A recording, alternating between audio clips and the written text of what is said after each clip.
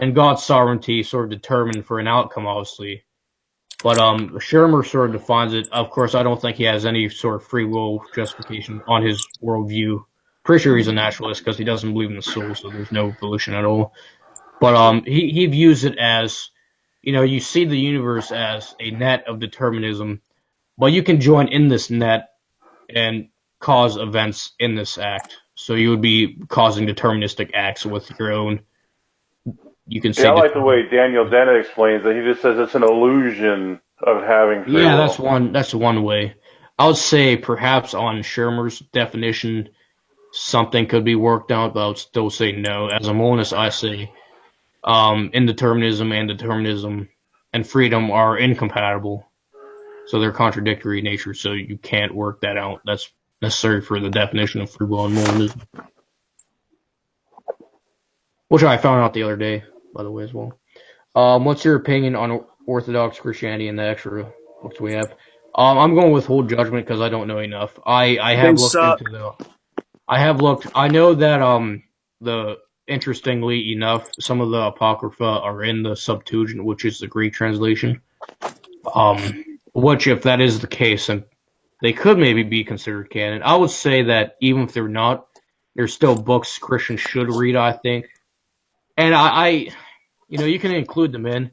I don't think it affects anything theological. Well, the recent discovery might change that. Yeah, I don't know enough about it, to be honest. Yeah, it was a Masoretic text, and they found the Book of Jubilees in it, so they're going to reevaluate. I'm pretty sure First and Second Maccabees are in the Roman Catholic Bible. That's not Orthodox, of course. If he's talking about Eastern Orthodox Christianity. But from my understanding, of course, don't take my word for it because I already admit I don't know enough about it.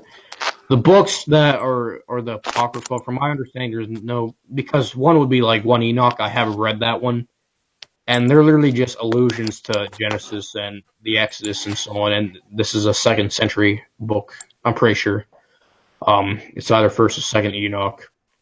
And that's not included in canon because of that. That would be Jubilees. Enoch is about the Watchers and the the fallen angels and has allusions to the war between the gods and that type. The Book of Jude is recorded word for word there. So. Well, I do know for a fact that the book I'm talking about, because I literally had it for a Revelation class, which was reading Jewish apocalyptic literature, which I would categorize the Book of Revelation under because it was written by John, and he had this type of literature in intention for what he wanted to prevail in his message, which is why I'm skeptical of dispensationalist or Kurt Cameron left behind claims of Revelation. But it was either 1st or 2nd Enoch. I don't remember which one it is, so perhaps the one you're talking about is either 2nd or 1st. But this was also an excerpt from it, so I didn't read the entire book, but I know the excerpt I read is either 1st or 2nd Enoch, and it just makes allusions to Abraham and so on. In the Jewish apocalyptic way, they use highly symbolistic, which is why I'm an idealist when it comes to the Book of Revelation. Not where I think that everything, not idealism of the view of reality, but rather just hermeneutically speaking. But again, I don't know enough, and this is why I want to do a podcast with Jay Dyer, just to ask him questions about Eastern Orthodoxy before I make a full opinion on it. Yeah, I mean, what's funny I've been getting all day from Christians? Isaiah 9:6. Is that oh, good. Basically, for a child will be born to us, a son will be given to us, and the government will rest on his shoulders, and his name will be the Wonderful Counselor, the Mighty God, the Eternal Father, Prince of Peace. Yep, that supports my view. Basically, I mean, you guys are probably going to disagree with me. I know Engine disagrees with me because we had a little, debate on this in the on our chat, our private chats. Yeah, I take more of the view that the Isaiah 9:6 was talking about Hezekiah. No, because the King of Israel was never called Mighty God or Everlasting Father. Yeah, I mean, Prince of Peace. I don't know how many Prince of Pieces are in there. No Prince of Peace. And Hezekiah, from my understanding, was wasn't he getting judgment from Isaiah? Well, the thing about it is he was that getting chastised, and then he humbled himself before God, and then God sent the angel of the Lord to wipe out the Assyrian army when they were besieging Jerusalem. Yeah, I remember that. Just Hezekiah did something against God, I believe. Yeah, and that's why God had to protect him or something. And his grandson Josiah was the reformer, but by then it was too late. But I mean, literally, think about it. The government, Hezekiah was a king. It makes perfect sense in that context. Well, but on his shoulder, why would God put all the government on his shoulder, though? Well, I mean, you have to think about it this way. This is a constant theme throughout the Bible where they do prophetic names, especially in Isaiah, where they do prophetic names, where they use titles as a descriptor. I'll be right back. Let me get it up. Yeah. But Jesus was a king just not of this world. Well, I mean, that's like if I said I'm the king. Yeah, but those are throne titles. Those are not titles given to humans. Yeah. Let me see. Oh, yeah. Basically, what happens is, like, for example, Hezekiah is called the Wonderful Counselor because this name is a sign which foretells God's design for him. It's a prophetic name it's actually used throughout. And like, you know, Isaiah is known for this method as he uses it in Isaiah 7:3, chapter 14, and Isaiah 8:3, where he uses he presents his messages through the use of prophetic names. Don't you think the Second Temple Jews knew what they were reading? I mean, I would say that this is just how I was reading from these are scholarly things from current Jewish scholars on the Old Testament. This is what they say. There's different agreements. It could be a king. It could be the ideal Israelite. Yeah, but El Gabor is only a title that's reserved for God, though. If you could find me one place where El Gabor is used with the human, then I would concede that argument. Let me see another one. How else to get it? Oh yeah, like also another thing is like, you know, when he's called the mighty God.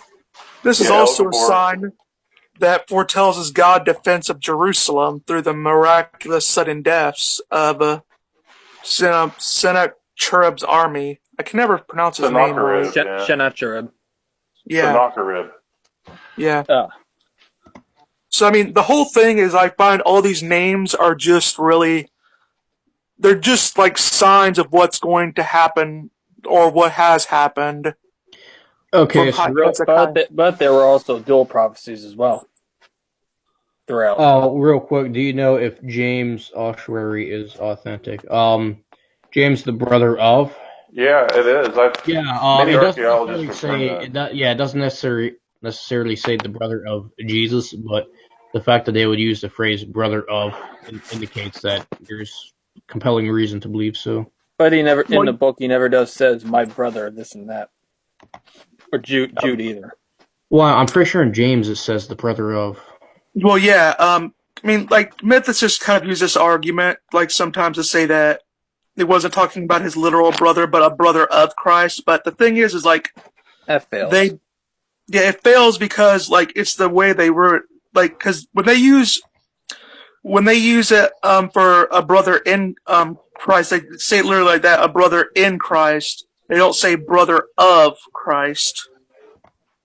Yeah, that's a weak argument because they wouldn't make a big deal about Paul meeting this one baptized Christian out of many. So RCA once in. Brass, will you two get along, or? Probably. I mean, you're predestined to talk here. I mean, I've talked to him before. Yeah, I mean, you two were pretty chill in the debate you two had. So. Yeah, but then the atheists with their attention span got distracted by them talking about sperm travel and anal. Well, I mean, I don't even want that to be brought up in this. Well, I mean, what's funny is I wasn't even the one that brought it up. It was RCA that brought it up. That's usually something I bring up, but Then you're talking about lizards. yeah. Well, that's because we were talking about parthenogenesis, and whiptail lizards actually do that. Yeah, I'm going to send the link then if... I believe a human did it, though, actually. There's a recorded case. Well, you have to remember, though, that, Mary was raped by God. Oh, yeah. That psychologist is a real sick fuck. Pretty much. Can we refrain? I am trying to reduce my swearing and cursing, whether you disagree with me, whether it's sinful or not, so I would... Okay, I won't. Yeah, so it's sort of my Romans 14 thing I'm going through right now, so... Yeah, invoking theism enforced that on you, didn't he? No, I've just been thinking about it, and it makes sense. The New Testament writers weren't aware the Holy of Spirit's German working. words. Well, I do think RCA has an interesting argument where it talks about just everyday cursing and so on. But I just think in evangelism, people think you're hypocritical because generally speaking, Christians say, you shouldn't swear, but then if they see and since they have this idea of, well, you must be against in Christianity to swear. If you swear, then they think you're a hypocrite and ignore everything you have to say. So it's also another reason why while sort of a pragmatic reason you could say in evangelism, but I also find some moral issues. I do agree context matters, but generally speaking, the words aren't necessary in the first place. Very tempting, yeah. Well, I mean, it always works well with me because, obviously it doesn't apply to me. Or me. Well, Oh, but yeah, that's why you go by secular theist. I generally don't. I try to limit my cursing for the most part, although I have failed a couple times at that. Well, I think there are cases actually. At least this was on MythBusters, but this would just be very anecdotal and maybe not a good case study. But apparently, swearing actually reduces pain. And that's why our first instant, your first reaction is to swear if you stub your toe or something like that. Which I just replace words. Anyway, back to the topic we got off on. I personally think that pain is just an emotion. It's just a chemical reaction. Are you a behaviorist when it comes to mental states and so on, if you believe those exist? I'm still working on that. I still really much am a materialist on a lot of things, except with God, obviously. I try to limit the things that I believe are immaterial. I believe God necessarily is immaterial. So let me ask you this real quick about that. So Descartes' arguments, he shows with absolute certainty that he's a thinking thing. That's the thing he knows. And this is with his mind. Well, if you want to doubt the mind, you're using something that you're uncertain about to doubt the thing that you are absolutely certain about, meaning your material brain, which you can doubt, but your mind you cannot. Which generally speaking, you think as immaterial, you could say. I asked this question to Pine Creek, and I think he just completely ignored me. No, I mean, I imagine that. Well, I mean, Pine Creek. I actually talked to him in the comments. I forget if he is a Christ mythicist or not. He's not. He says there's like a 2/3 chance that I would say there's not a 2/3 chance that he doesn't exist. I think he does argue that there's parallels between him and Romulus, but and he tried critiquing Inspiring Philosophy's video. Engine would know this probably a little better than me. But yeah, there's another atheist like Cyrus who's a good guy you might want to talk to sometime. The biblical history skeptics. Yeah, I was in a chat and he actually corrected. Well, he didn't correct me. I knew this, but I said in the last days of Socrates did not escape when he had the chance. I forget who asks him. Hey, we can escape. There were two reasons. One, he says you must rely on the city. It's moral to rely on the city since you're the citizen of the polis. And then two, he's the people have already made up his fate and so on. So you should listen to the law since the polis upholds your rights and so on. But so arbitrary. I would argue against Socrates, even though I love some of his writings. And then another reason is I believe he argued from the immortality of the soul, that if it's possible for you to be immortal, then why fear death? But I listed that as one reason. He looked at death as good either way. Like, maybe not Socrates in particular. I think from Book 4 of Last Days of Socrates, but the Greeks did think, obviously, from a Christian perspective, death is bad. But from their perspective, death is a good thing because it's released from the body and the soul. The soul is released from the body. You're released from suffering on Earth either way. Yeah. Socrates. But then if you read about Hades, you may take that thought back. Oh, hold on. Should theists avoid, is religion good society for debates as religion is supposed to be true, not useful or helpful? Yeah, I agree. I like James from Modern Day Hysteria, but I don't like Pascal's wager and his pragmatic approach to it. And you can argue whether it's true, religion is good for society, but at the end of the day, I agree with the atheists. Whatever is true, you should believe in based all your pragmatic beliefs based on that. Oh, but yeah, you could make the case as Red Pill Religion points out, whether that's Andrew or Max, that atheism is bad for society. You could make that case, obviously, from the last century. But when atheism's gained political power, it's never done any good. Yeah, and Praise actually had a post I reposted on Instagram where he shows the quotes from Lenin and so on that tie their communism to atheism. So the argument, it's just communism is not... It's intrinsically totalitarian. I mean, you can't get around that.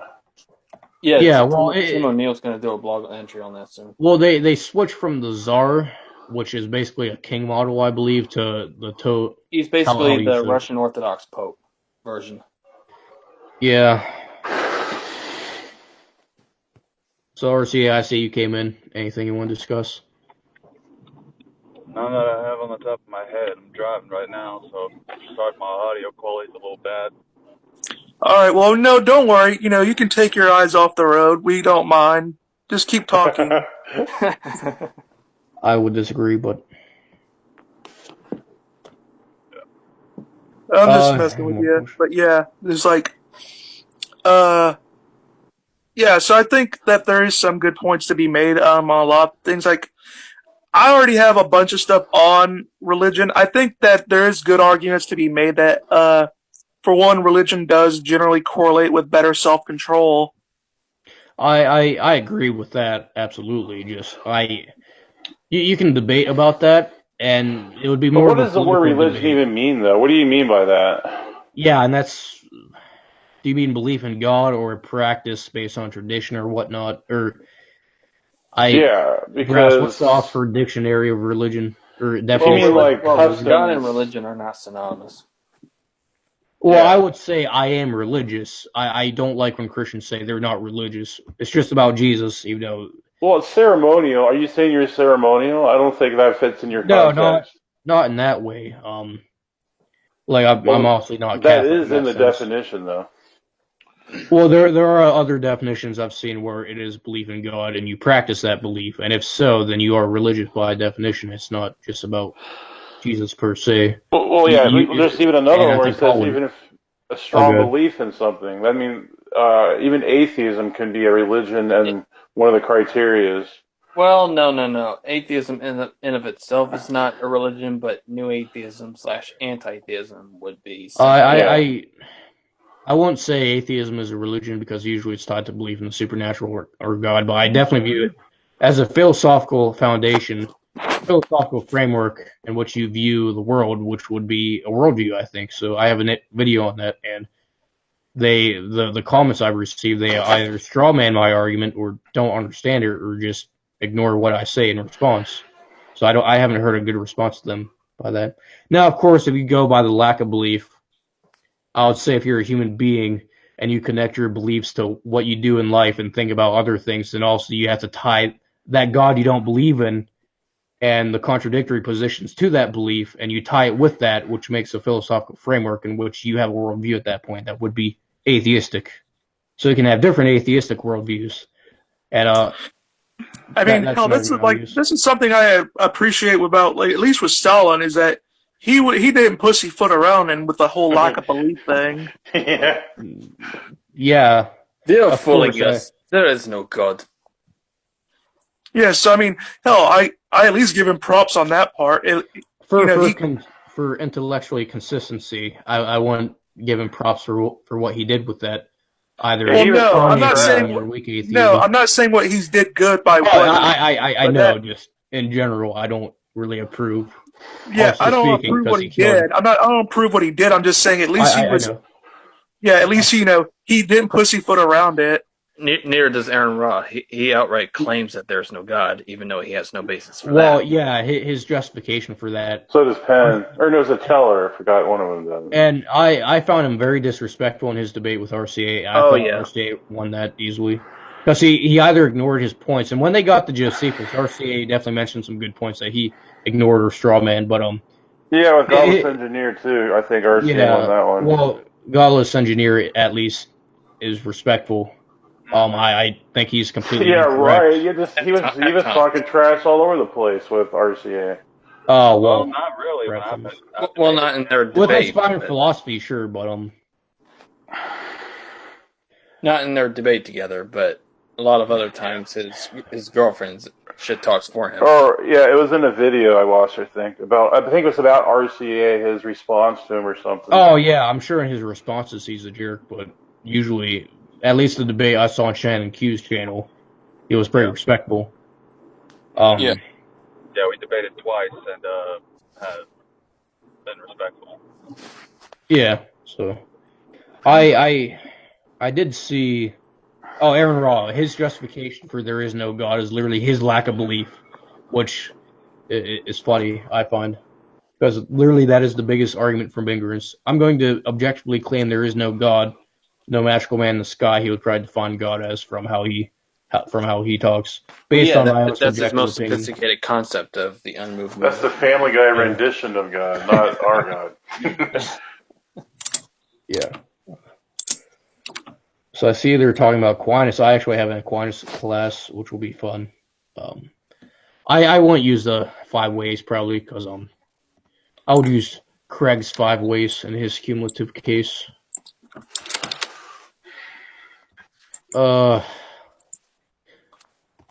so no questions on Discord. So I haven't seen any more questions. In 6 minutes, Christmas will officially be over for me. But on a B theory of time, all moments are present on Earth. So it's always Christmas. Yeah. But you do know B theory makes sense. So if you drop a piece of glass on the ground, how do you know if you rewind and fast forward? How do you know what's which? So. I would still, but there's still a flow of time though. Either way. Yeah, we're not denying that. We're just saying that time is an illusion, though. But if you're saying there's a flow of time, then that's why I don't understand. Because you want to say which way is it going, backwards or forward?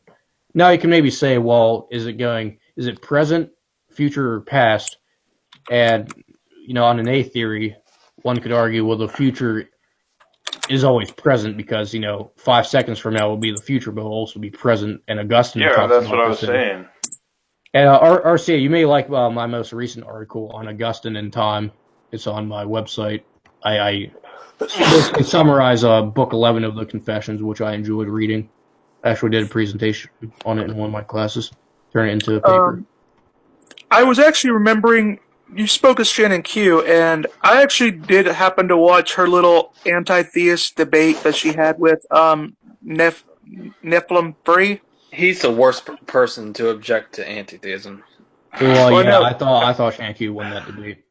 Well, I mean, he's Nephi, though. Did you say you saw my discussion with Shannon Q? No, I seen the debate that Shannon Q did with him, and one of her biggest arguments was basically the fact that when you become a theist, you sort of have to, you can't really change your mind on certain positions without being without experiencing some, what they call it, cognitive dissonance. She brought up homosexuality. So he says, like, I can go up to a homosexual and I can say I don't understand your position, but basically, if you're a Christian, you have to automatically assume things about them. I don't give a crap as long as they don't come up to me. Well, don't worry, you're not their type. No. Oh my goodness, that was pretty funny, actually. No, I mean it holds true. We're supposed to love the sinner. We're not supposed to love the sin, and that's all. That's all what we're saying when we assume things about homos. I mean, I say it like this: everyone is dogmatic. That's why I don't care if people are dogmatic. I care what they're dogmatic towards. Well, my view, I do view homosexuality as a sin. I have to make that clear, but at the same time, I don't approach it like a Steven Anderson or other people who just call names. I take it as a sin like I have committed and every other person on this planet has committed. And you also need the gospel, so we're all equally in the same boat. Perhaps I like what do you memes analogy. And I think he even said they're unsavable too. That I call him a derp because the reprobate doctrine that he uses. Yeah, that they're not unsavable because the same list that they quote from is just like, yeah, I'm sure everyone has lied at some point, so you're not unsavable by that logic. Well, I mean, another thing is like when you actually look at the verses that come into that place, like it talks about all sexual immorality. So really, any sex that's outside of the confines of marriage is a sin. Yeah, I would also say that Romans... So how would that be acceptable to rape a girl and then have to pay her father money just to 50 shekels? Yeah, well, Praise debunked that claim already. It's funny. It's talking about premarital sex in Exodus 22. It has nothing to do with... It's talking about seduction. Right. And when it comes, I don't. Besides, even if you do take the rape situation, it would be more likely that the woman would want that to be worked out that way because of the fact that because it has nothing to do with love because that's not really what marriage was about back then. It was all about she would say, "Oh, now you have to take care of me forever." And, you put me in this situation like that. It would be a way of also bringing... So it wouldn't be about love per se. It would just be about, you did something wrong, and now you're going to comply with it. Well, it would also so seem you're like... saying marriage wasn't about love back then? It wasn't like now let me get this straight, because romantic love did exist back then. Obviously, I think the biblical narrative shows that with Moses and other people. Well, even Jesus says, what God puts together, let no man, so. Read the Song of Solomon. I said, yeah. I'm saying, but their idea of marriage back then was arranged marriages. Well, yeah, I agree. Well, I think RCA would agree that there's this concept where, I'll see the example in Deuteronomy, I think you said, or Exodus, is not a good example of what marriage is supposed to be like, but there are good examples of marriages back then.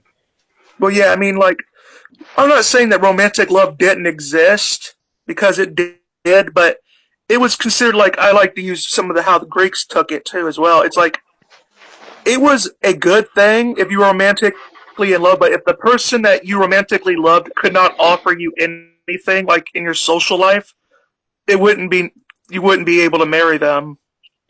Real quick, another question: does Scripture have anything of value to add to the recent gender sex distinction? What are your thoughts? Yeah, I think Genesis 1 and 2 and 3 makes that clear in any verse about. Well, even Jesus said the same thing. He made male and female at the beginning. There you go. Yeah, so I don't think. Well, I mean, wait, you have to remember, there's one genderless thing in this universe. God. Yeah. Yep. Yeah. Well, he's masculine, though. You can't say he's feminine. Well, hold on. No, they were using masculine terms in the patriarchal. Well, maybe not just that, but in Genesis, there's also there's a feminine verb used with, I believe, hovering over the waters. Perhaps RCA is familiar with that. So there is a feminine used as Jesus never called father like her, so he always called him he, him. There's pronouns. But you don't also mean that as biological father, though, right? Because that wouldn't make much sense either. So obviously, fathers. Hebrews didn't have a term for a genderless being. Well, what about eunuch? So there's a few of those in the Old Testament. No, but eunuch is a priest with their eunuchs are priests with their balls cut off. That's not really. Yeah, but they're rewarded. Actually, in Isaiah 58, they get a bigger reward. Did you guys know that? Well, I mean, perhaps they are genderless at that point. Joke. Well, but, I mean, personally, everyone knows my position on the gender thing. Like, they bring up, for example, these people, these nut jobs bring up this whole thing, like, these two spirit things these three spirit things where they talk about how certain cultures, believed in different genders.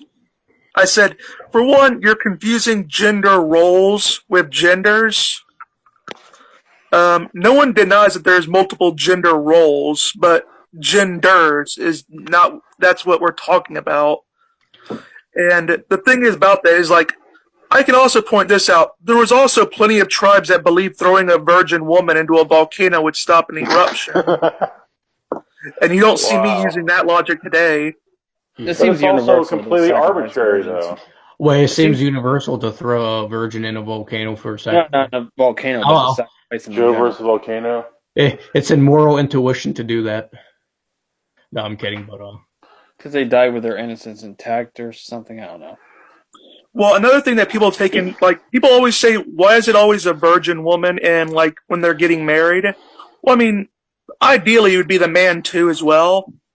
But the thing is about it with the woman is that it was generally, arranged marriages were put like that because it ensured inheritance would be smoother. Because if the woman had multiple partners, then if she has children, it would be harder to figure that out. And not one of her husbands would take out the trash. Well, to answer both the marriage question and this, I would just say, if God wanted to call humans something other than male and female, then He won't make that clear in Genesis 2, and become one flesh and so on. So, well, another thing is also that, I'm trying to think of this another way of putting it. Yeah, it's, and also and what you just said about the hovering over the water, that's also alluded to in the virgin birth narrative. Oh, so RC, there is a question for you from Max from Red Pill of You. Want to hear it? I know you two have been having some disputes. Max is cool. I like Max. Yeah, he goes on a rant sometimes, but I think he knows that. Well, I consider him a friend. He basically asked, will RCA come on a stream with me where we shake hands, just plain agree to disagree, and each state what we believe and why we believe it, and then we can stop fighting and just agree to disagree. Who? Max Colby from Red Pill Religion. Okay, and what's it? The thing? What's the question? Because I bury the hatchet, basically. Yeah, to come on a stream and sort of be professional like you and Brass were in the Virgin debate, and to state what you believe and why you believe it, and to stop fighting and just agree to disagree. Sure. I mean, that's what I've always been posing of that, as long as I don't have to do what he had originally told me to do before we would try to do anything like that, and that was, the whole, basically try to believe some of the doctrines that he was telling me to, affirm, as long as, we're believing what we believe, agree to disagree, and all that. I'm fine with just simply doing a conversation like that, where we're just explaining what we believe and why we believe it. I have no problem with that. Would you want me to do it on my channel so it doesn't get too out of hand? I don't mind. Possibility? Do it on your channel. Huh? I don't care. Yeah, do it on your channel. I don't care whose channel it's on. I'll ask him then. Okay, I think there was another question. No, there wasn't. Okay. What were here's a throwback from 7 years. Here's one maybe question. Everything biblical says. I saw this article that said atheism will only be 1.8% of the world by 2020. Yeah, I don't know. I heard it's like 5%. Well, I think it is heading towards that. That was also coming from TJ Kurt. That was also coming from TJ Kurt, and he was disagreeing with William Lane Craig on statistics. So I'm probably going to go with Craig, who says it's like 2 to 3%. But this was also a while ago. So China's officially atheist, and they're the most populous country on earth. Well, they're the biggest Christian base in the world, though. Actually, well, according to some of them, we're all atheists towards other gods. So everyone's an atheist. So the reason why I believe religion, the reason why I believe that religion has so many different. I'm trying to think of the words. I think the reason why religion is so easy spread is because it promotes more of a conservative mating strategy, which means more children, and it's not like the more liberalized mating seasons. Maybe people are becoming atheists to avoid child support. Well, yeah. Just kidding. I mean, if that's the point, then I completely understand that. It is completely untrue, though. Well, yeah. That was know what I always tell people though is like I tell them like what's actually funny is like me and Engine got into this about Japan where it's called that they're one of the most atheistic countries in there, but yeah, they're 30% atheists.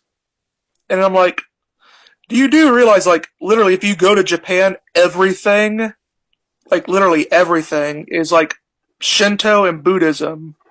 Yeah, I would say that's atheistic. There's definitely a materialist aspect because some deny the soul. And no, but there's not one building there that's not blessed by a Shinto priest. Yeah, but what does it mean to be a Shinto priest? Do you deny certain aspects of the supernatural, which could put you in a materialistic or naturalistic framework, which I would say is atheistic? The Shinto religion was them believing in multiple gods, including the sun god Amaterasu. Yeah, well, it's sort of like DA's conversation with missing the mark when you can define a stick as a god. Now I don't know. To be fair, I'm not familiar with what they believe. But if you're saying the sun is a god, I would just say you're an atheist because you don't believe in the maximally great possible being, or even polytheism or anything like that. No. I mean the goddess of the sun. Well, I mean, you're an Indian.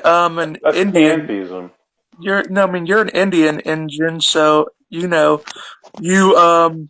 believe in the tree goddess and the sky father. I believe in the Great Spirit. The Indians did that. The Native Americans. Yeah. So here's another contradiction you can point out in atheist definitions. It's just a lack of belief, so there's no distinction. We all just reject the same claim. But then there's a weak lack of belief, and then a strong lack of belief, and then there is no God lack of belief for some reason. So which one is it? It's like saying you have a lack of a heartbeat. Can you have a lack of a heartbeat? I have a weak, strong of a lack of a heartbeat. Theism is a lack of belief that there's no higher power. Anti-theism? No, theism is a lack of belief that there's no higher power.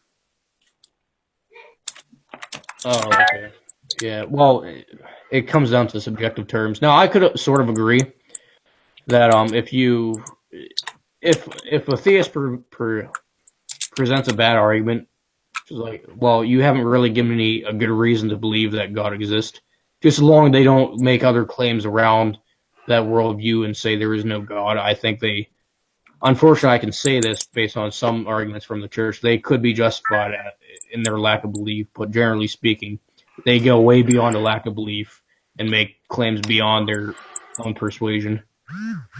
Yeah, their convictions. Look at their convictions. They go around Matt Dillahunty has TV shows like every week, doesn't he? Yeah, I'm making some dough off that lack of belief, though. Yeah. Doing this since the late 90s, I think. Yeah. I actually saw an episode where he had hair. I was just like, is that Matt Dillahunty or an imposter? Yeah, but he was supposedly a Baptist for 30 years. I believe 25. that. Yeah. After all that time. No, to be fair, there are atheists like that, obviously, where they've had a bad experience in church, but they take that they take that as justification to assert many of the positions that are absurd and false. JMD. Did you see Matt Slick completely obliterate him, though? He had all these tenets of Christianity. He didn't know any of them. And Matt Dillahunty's face got all red. It was so funny. There's also one of Dillahunty. Aaron Ross started out as one of his lapdogs. The other lapdog, Seth Andrews. He posted on Twitter a picture of Santa Claus about to smother the baby Jesus with a pillow. Oh my goodness. Well, I mean that's common for atheists to be about for killing babies. Yep, they kill babies, or they eat babies. I thought. And they eat them. You gotta fry them first. But that's also a joke. Well, because as effed up as this is, it's really hard to refrain from language I want to use against these people. But from what I've read, that people actually use aborted fetus parts and eat them, which is the most effed up thing you can ever imagine. Is that Oriental, right, or Chinese do that? No, I think people in the USA do that. Oh my gosh! Because there are cases where if a mother's placenta comes out with a baby she produces, obviously her offspring, people you can't eat the placenta, which is really gross to think about. And not if you put some barbecue sauce on it. No, it's still gross to think about. Even though I put barbecue sauce on almost everything, cereal, you name it. I'm kidding. I don't put barbecue sauce on cereal. I do like barbecue sauce though on a lot of things that are in the meat category, but pork chops, especially that Sweet Baby Ray's. Yeah, but going back to that, it's really hard to practice gentleness, respect, and not to hate certain people. But that's part of the Christian life, you could say. There's no bottom to human depravity. There's no bottom to it.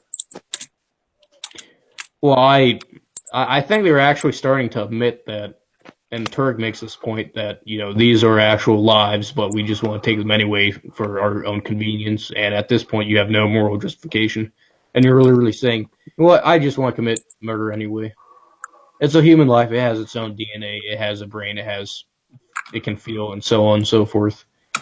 And that's what millennium's for anyway. Yeah. So here's an interesting memory, or funny memory. Here's a throwback from 7 years ago. Remember how terrible Thunderfoot's video on William Lane Craig was? Where he couldn't make a valid or sound argument. That Thunderfoot? Yeah, he tried debunking the Kalam with spam or something, but his argument was not even valid. I can clap an atheist if they can make a valid argument. And obviously there are some like Cyrus and so on and Steve who are into philosophy, which I respect. Those are the best conversations you have, but then you get the ones that troll your comment sections. Yeah, Steve considers the Kalam valid, but Essence of Sophistry and Prophet of Zod and many of them have tried debunking Craig. Like, he has better objections to the Kalam. Like, he asks, well, if God is in a timeless state, then how can he, create? Which I suggest that, the act of time and creation are simultaneous, so it sort of gets past that dilemma. It's a bowling ball analogy, right? Yeah, with the bowling ball and the cushion, the effects are simultaneous. RCA, did you see my 2 recent videos? What is God made out of, and what was God doing before creation? Mm-mm. You may find them interesting. I didn't get to see your debate with Aaron Ra. How did that go? You got an interesting debate. Let's just say it'll be the last one I do with him because I don't. You were seeing. Do you remember? Do you remember what I told you that Aaron Ra is impervious to reason? No, he's the master of reason. Oh well, yeah. When it comes to evolution, everything else he's incompetent. Well, I respect you, RCA, for keeping your cool. I would have flipped out on him probably with some of the things that he said. Well, I just kept to the biblical model of 1 Peter 15 to 16, and I agree. It takes a lot of guts, dude. I'm only fallible because I'm human, so I. But RCA, you got destroyed. According to his that's the thing. Not really, because even some of Aaron Ra's fans pointed out this was the time that they had to admit that I ended up winning this, not Aaron Ra, because he completely derailed the topic several times, be continued on rants instead of actually allowing people to finish their That's points. what he does. Well, Right, but that's the thing that I'm pointing out, is that even Aaron Ra's fans are saying, Aaron Ra, you just lost because you didn't deal with the points. They would still agree with his main points. They would just say he lost the debate because he started yelling, cutting you off, and so on. Such a dumb animal. Exactly. Which I would at least commend them for that, instead of all let's join in the rant against the person who believes in a ancient Bronze Age goat herder book and so on, the insults. But they would still agree with his Christ mythicism, which is. Hey, you know what I always tell them? I tell them nowadays. I said, yeah, the Bible was written by Bronze Age goat herders, and they made a better book than you'll ever do. Sure made a better book than he did. Wasn't it Iron Age? I didn't think it was Bronze Age. It isn't, for the most. Like, you can have a debate over like the oldest one that we know of is Job. Yeah. Well, no brass. It is not Job. The oldest is not Job. It's Revelation. No. Job was written during the exile. Right. The story of Job, though, the oral story. Yeah, the story goes back to around Abraham's time. Yeah, of course. Because obviously, if the manuscripts and so on would probably show that. But Cyrus, this is so funny because he would repeat the same thing when he first started out his channel. And in my conversations with him through a Twitter message, he was saying, well, the Bible is a Bronze Age book. And I was just like, are you sure about that? What year did the Bronze Age take place? The only book that is in the Bronze Age is Job. And the rest are past 1500 BC, which is the Iron Age, and now on. And from our conversations, I've corrected him on so many things. This is why I like him, because he corrects points, and he's actually open-minded. Of course, we don't agree on everything because he's an atheist. Here's the thing: even Job is debatable. I mean, that if you're being absolutely charitable to the other position, then yeah, you can say it's about the end of the Bronze Age. So it's technically in the Bronze Age. No, however, can people let people finish, please? Even though I cut off, but don't follow my actions. But I mean, if you want to be uncharitable, you could date Job later into the Bronze Age, into the Iron Age. Well, at the end of the day, the objection is just a genetic fallacy. But they don't logic though. So the collapse of the Bronze Age was around 1177 BC. Oh, RCA, do you notice my quality is different with my new camera? Or are you still driving? No, I'm in the house, and it looks the same to me. Oh, okay, go on to past streams. From my perspective, it's much better because it's a $70 camera. Yeah. There's a question I wanted to ask RCA. No, I can't remember. Oh, how do you answer the question, what was God doing before creation? Simple. I don't know. Fair enough. I go with the God humor stuff. Yeah, God stuff. Arm wrestling Kevin, his roommate. I just put watching football. It's like it makes as much valid sense as the question itself does. Yeah, because Could have been a Calvinistic world. You ever thought about that? Well, we are in a Calvinistic world. What the hell are you talking about? We're in the middle. Land. Well, as a modernist, I would somewhat agree with that. But we're in the middle world. Well, I mean, it's sort of like the whole young Earth and old Earth creationist debate.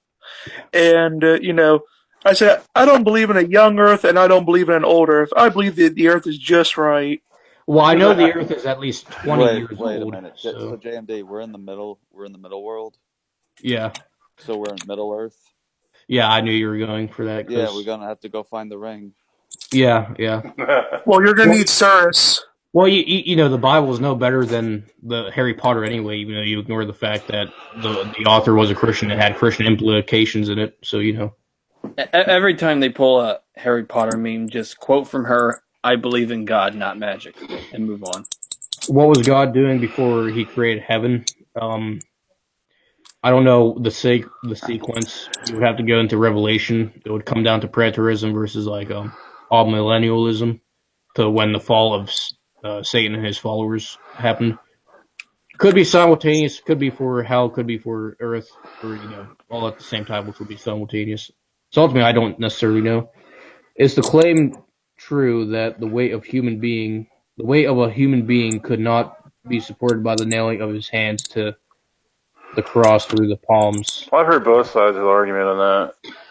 Yeah, maybe RCA would probably have some good information on that. I've heard that's argued that it wasn't nailed through the palms; it was nailed through his wrist bone. Yeah. So I've heard arguments for that. What's the concern whether it was nailed through his palms or not? I mean, I think I would check out what Thayer's Greek lexicon or BADG one would say concerning specifically where it says what. Yeah, I think it does say wrist though, actually, or what's one of the definitions. The question pertains to if it's the palms with the weight. You would also have to ask, well, what amount of weight does not allow you to stay up in that position? If it's like 200 pounds, then it could easily follow that Christ was not 200 pounds.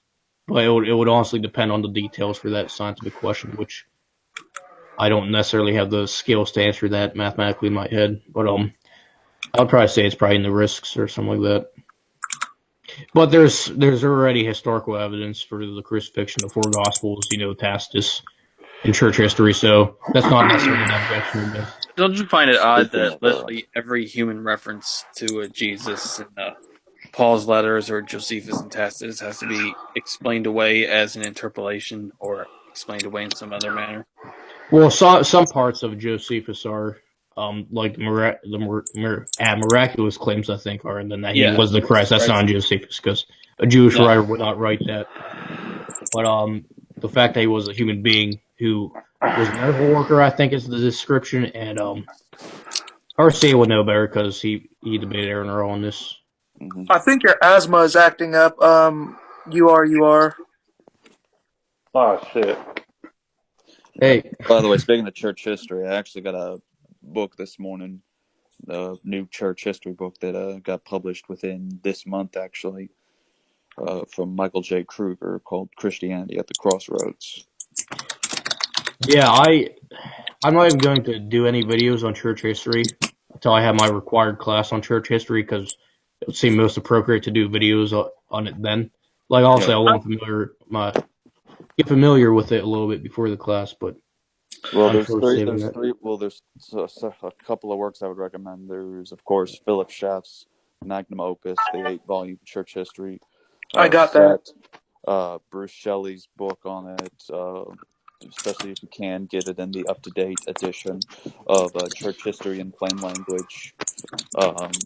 And I haven't gone into anything yet, so I can't really comment on Christianity at the Crossroads concerning what's in it, but I do know with Kruger, he's definitely, of course, he's out of a chapter in there on the early church and the canon, because that's pretty much 2 of his major works have been dealing with how we get the Protestant 66 book canon, and then the whole thing go into the early church about that. So he's definitely good on that, based on the 2 major works he's done in his dissertation thesis. But this is the first time he's actually tackling a full-on church history work.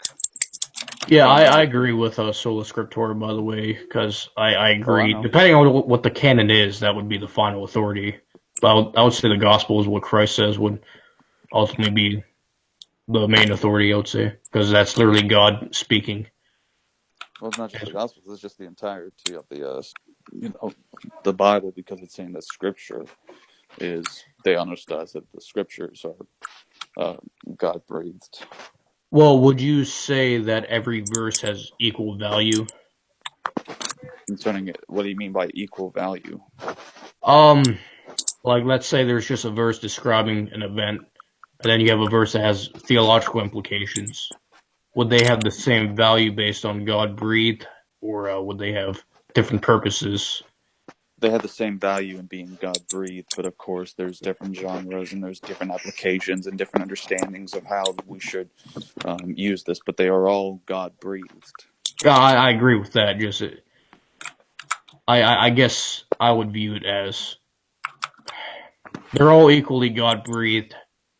What the verses that are literally God speaking and not just inspiring humans to write down, I would view as very of. I don't want to say more importance because they're all equally important, but like obviously the first two grace commandments are more important than the Levitical laws and so on. It would seem. Mm-hmm. If you get what I'm saying, but I agree with Sola Scriptura. Right. Yeah. What are the other Sola de Gloria? Sola de Gloria, Sola Fide, Sola Solo. Cristo. Han Solo, is that part of it? He actually has a channel, I think. He's a theist, Christian, or something like that. Do you know Rob from Sentinel Apologetics? Because that's General Han Solo. Yep. I don't think he goes by that anymore. I think he changed it to Sentinel. He's like a soft voice type of guy. And he officially goes by Rob. Rob from Sentinel Apologetics, just that full title. Yeah, Rob, or he even posted his full name on the website that he makes blog contributions on there. He's in the Hugh Ross credit, isn't he? He's sort of an associate among the Reasons to Believe thing, but he does differ in their ideas. Well, I know Hugh Ross doesn't believe in macro evolution over time, but Rob does. Yeah, exactly. Which, when you're at the point between old Earth creationists and theistic evolutionists, I don't see what the big deal is at that point. Obviously, Adam and Eve is important, but from my readings and so on, obviously there's disagreements, and you have to debate which is the best explainer of Scripture. But I just don't find it to be as, when I was a young Earth creationist, I just don't find it to be as important as an issue as, did the resurrection happen or something like that. I find that to be more important. Because it's not like a Romans 14 issue. It's, is Christianity true issue?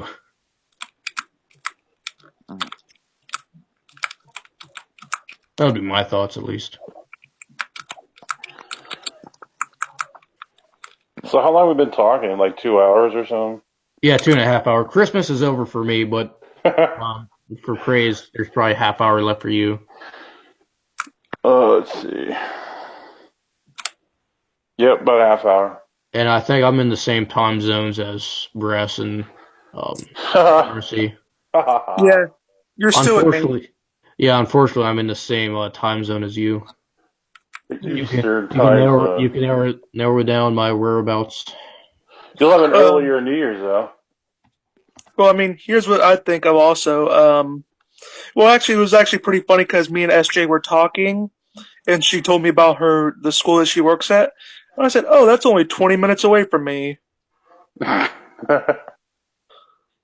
mean, if I drive there now, if I take a bus there, that's an hour and a half. Okay, so you're in Florida, unless you didn't want your location revealed. Oh, it's fine.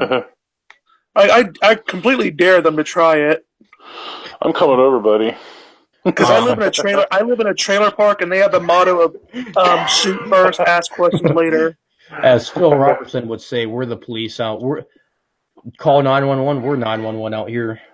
Yeah, out where I lived for high school years, that was basically the model too. Because state police would have to come out, and they're 45 minutes away. So if there's a school shooting, you got an issue if you have no security, which is insane. Do you bear arms there, Brass? There is a gun present. I mean, I have bare arms, so I extend my amendment right for this. I got my biceps as guns.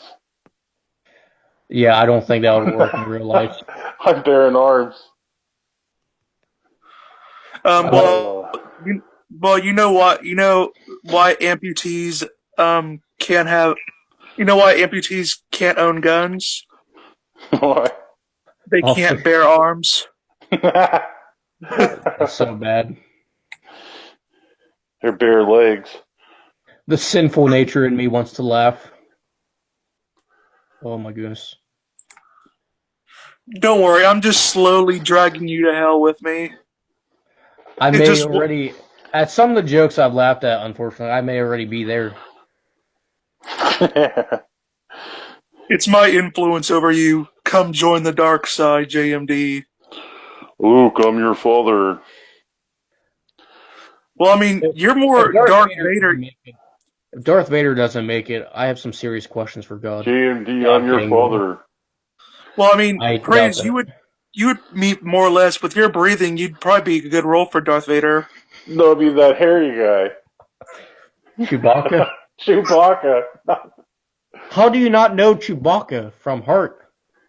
You could forget Finn or Rey. They're irrelevant because or Jabba the Hutt. I remember that guy. Or The Last Jedi sucked, but like it was the worst one out of the whole series, I think.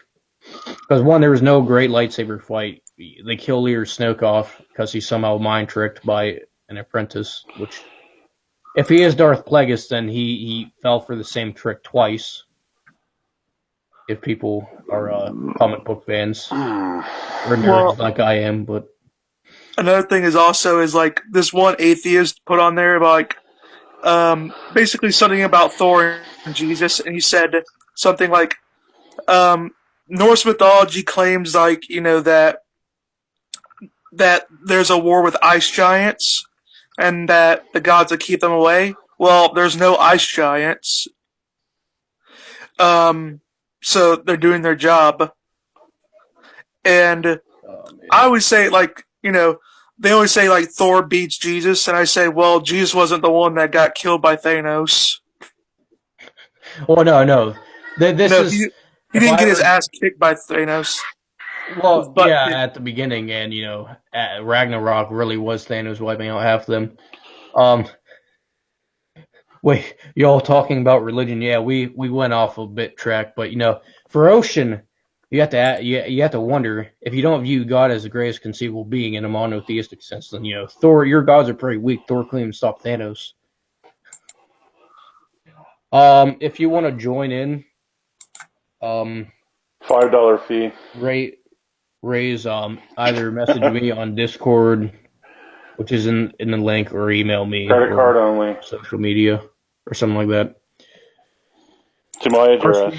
RCA left. He may have got offended at the amputee joke, which I won't blame him.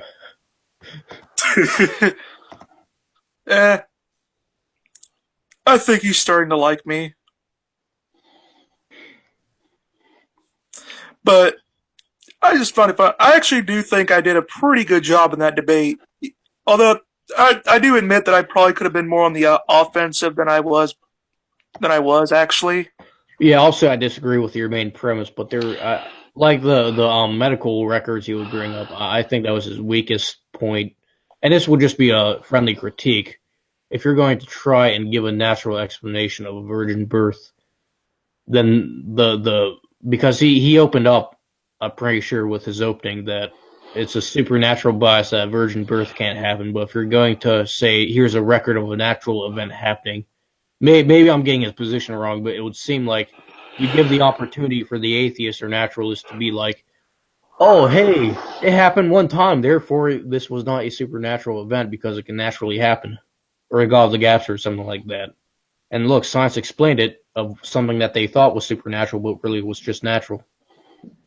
And that would be probably. I think he did good with the hermeneutics and stuff like that, but because obviously I'm a Christian, I believe in the virgin birth. Well, you could also be a Muslim and believe in the virgin birth. Yeah, that too, which I find quite interesting. Because obviously it would have to be in church history. They believe in the crucifixion too. Yeah, they just don't believe he died. Yeah, he somehow crawled off the cross or something. They believe God. They believe they believe that they believe Judas or his other one, the other Jesus, his twin brother. Jesus Barnabas. What? Basically that God replaced Jesus with someone else and took the real Jesus up to heaven.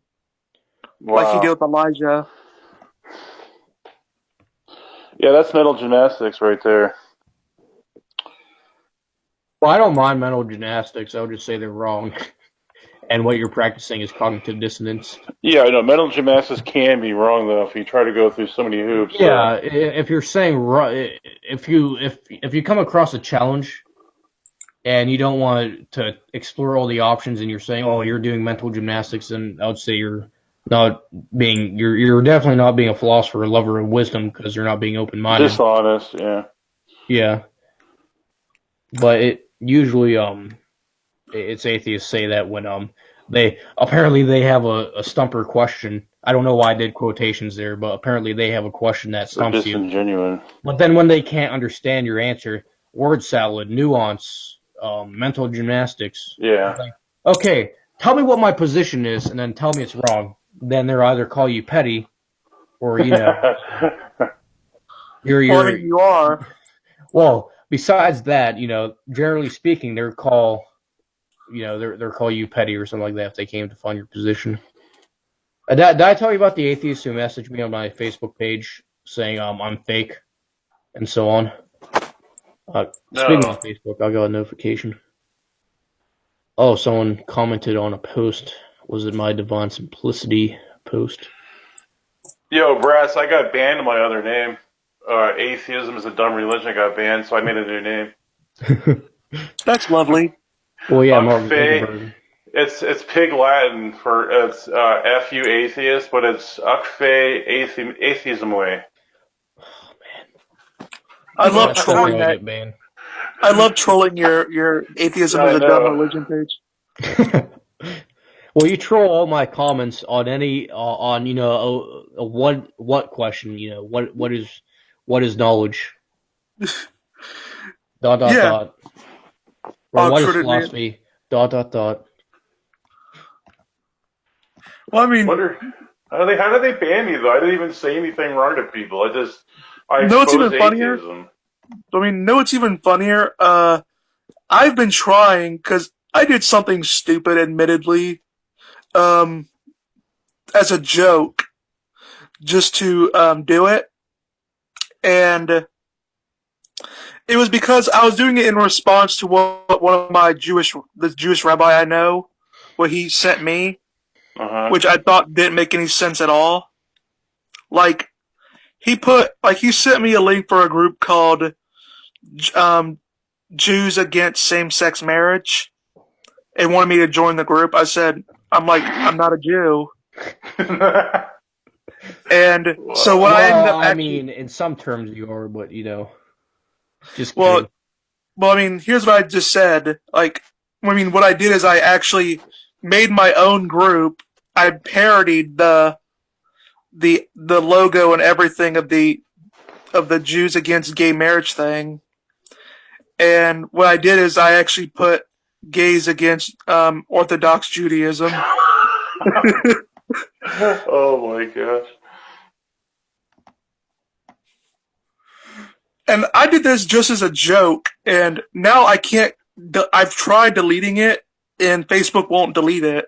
I would get banned in 3 minutes if I put that up. That's why I watch what I say on any social media page, because first of all, it can be out there, and especially if you don't make your account private, people can post that anywhere, and if it especially doesn't delete it. I watch what I say in here, and I will. Admittedly, there have been a few times I've said really stupid things, which I shouldn't have. Well, you do that every other episode. Well, yeah, because I'm a religiotard or something like that. But Religiotard, yeah. Yeah. Creatard. Yeah, creatard. Even though I'm completely against creationism, I mean, I think it is kind of a delusional to believe a dinosaur parted Noah's Ark. I mean, come on, man, really. Well, creationism usually carries much baggage with it. You're classified. If I were to say, technically, I am a creationist in some sense. God created the heavens and the earth. By definition, you believe God creates everything. It seems to be implied by creationism if you believe there's an intelligent designer, ontologically speaking. Maybe not in the field of biological evolution or planetary systems, but ultimately your ontology is God, so you're a creationist in that sense. But usually it's just defined as young Earth creationism, believing the Earth is 6,000 years old and so on. Yeah. Did you ever get David Woods? David Woods what? Because I tried contact. I sent him an email, and John from What You Bean sent me his email, and he told me to email him, but he hasn't gotten back yet. Oh. I mean, it would be awesome to get him on. Of course, I would start getting Muslims attacking me and so on. But I'd figure, going by this logic, it may not be the best logic. May not have anything to do with logic at all. But I'd figured if they haven't killed him yet, then they would probably go out of their way to kill him over someone like me. So. Yeah. I mean, just don't become just try not to have a firm attachment to your head. Just don't get a tattoo on my head? Is that what you said? No, I just said don't get attached to your head. Because you're not going to have it. Yeah. Well, if materialism is true, then if they preserve my head, perhaps they can sew me to a new body or, upload my mind to the Matrix. You would not be a good street preacher, JMD, at all. Oh, no, I could never. And I think there's a warning against this in the Bible. I think if you know a place is hostile, you should not go there and preach the gospel. And I know a couple of street preachers that have death warrants on them, probably, from all these other people, from atheists and all sorts of people. Well, did you hear about the preacher recently who went to the island illegally? Yeah. First, he got a spear went through his Bible. You would think that would be a warning at first, but then literally he went there again and he died, and they can't recover his body because it's a no-fly zone. Just like, geez, you think God would be telling you a sign? Focus somewhere else because these people clearly do not want the gospel. Or at least arm yourself and have self-defense. There's nothing wrong with self-defense. Yeah, but you got a tribe that want to kill you. Even if you have a gun, you would have to somehow carry conceal. Well, I'm taking one out with me at least. If someone's going to kill me, I'm taking one out with me. So. Well, there's a story of this was a long time ago, like 2012. Yes, ancient times. Well, no, this one dude, he's awesome. He ended up killing 16 ISIS members who killed his son, and he just went on a rampage, just like, oh my goodness. And they ended up killing him, obviously, but I would say he got his revenge. Well, at least he died happy.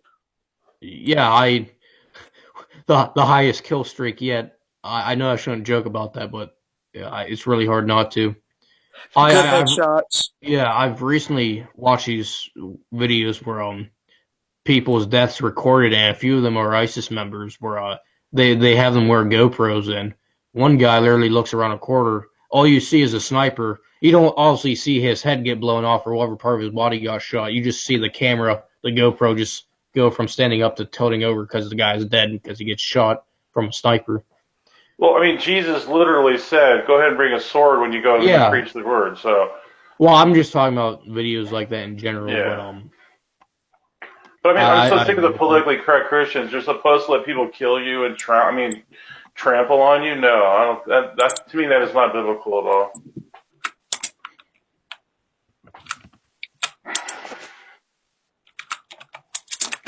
Yeah, just bring a bazooka with you to the island. Yeah. Say you're going to learn the gospel one way or the other. Well, vengeance is mine, saith the Lord. Yeah. He could or use just me. do the ISIS way. We're not ISIS way. Vengeance, so it's a self-defense. I mean, ISIS has a very Muslims have a very effective way of proselytizing to you.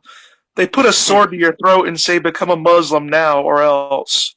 Yeah, that's made plenty of Muslims.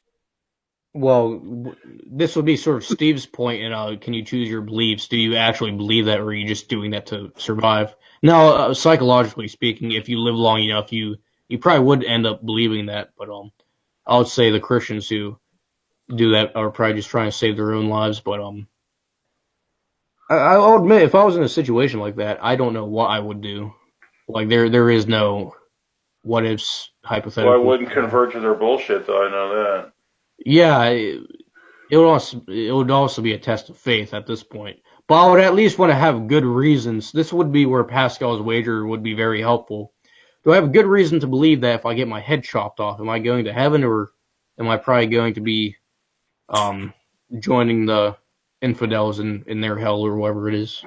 Yeah. Well, you'll be joining me. Congrats. Oh, the ultimate hell. Hades. Hey, don't worry, Sheol. man. I'll keep a seat warm for you. And Sheol. Oh, I'm sure it would keep itself for him. Yeah, Well, I mean, I actually prefer hell over Florida because at least in hell, because actually in hell you at least have consistent weather.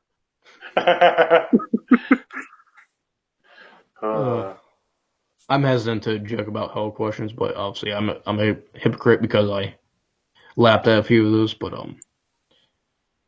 and we were talking about something else before we went on a rant about ISIS and then hell. Oh, you brought up David Wood. What was the point before that? I think we're on the stream now because we've been going for almost 3 hours and like only 4 people were watching and there were no more questions. All right, yeah, that'd be a good idea. Yeah. So you guys, the opportunity is gone for those who left. You guys can plug in whatever next year. Well, by plug-in, I mean you can tell people where to check you out and so on. Yeah. So, Brass, you can go first. Yep. Well, you know, you can all check out my channel. I go by my name, Mr. Brass. I, of course, do philosophy, history, and, you know, generally just want to better educate people on matters of importance. And remember, that's all for today. This is Mr. Brass saying goodbye and get wise. Or get wise and then goodbye. Or both. I think that wouldn't that be? I think that would be a true dichotomy because you can either say, and this is another rant. You can either say get wise first and then goodbye, or say goodbye first. Now, if you say you can somehow do both simultaneous, which is not humanly possible, I think you can have two people say it, but then it'll be missing the point of the phrase. But anyway, where can people check you out, Praise, besides your videos? You can check my Instagram page out at Christian__apologetics or my Facebook page at Atheism Way. Atheism Way. I forgot it. Just get in my IG name. That'll be good. Yeah, you have funny posts on there sometimes. Then, of course, you can check me out at JMD Apologetics 101 because if you're watching this stream, you're probably watching a JMD Apologetics 101 video, so you should probably subscribe and hit that like button and notification button. Please leave a like, subscribe, and share, and I do have a Patreon if you want to support me on there, and God bless.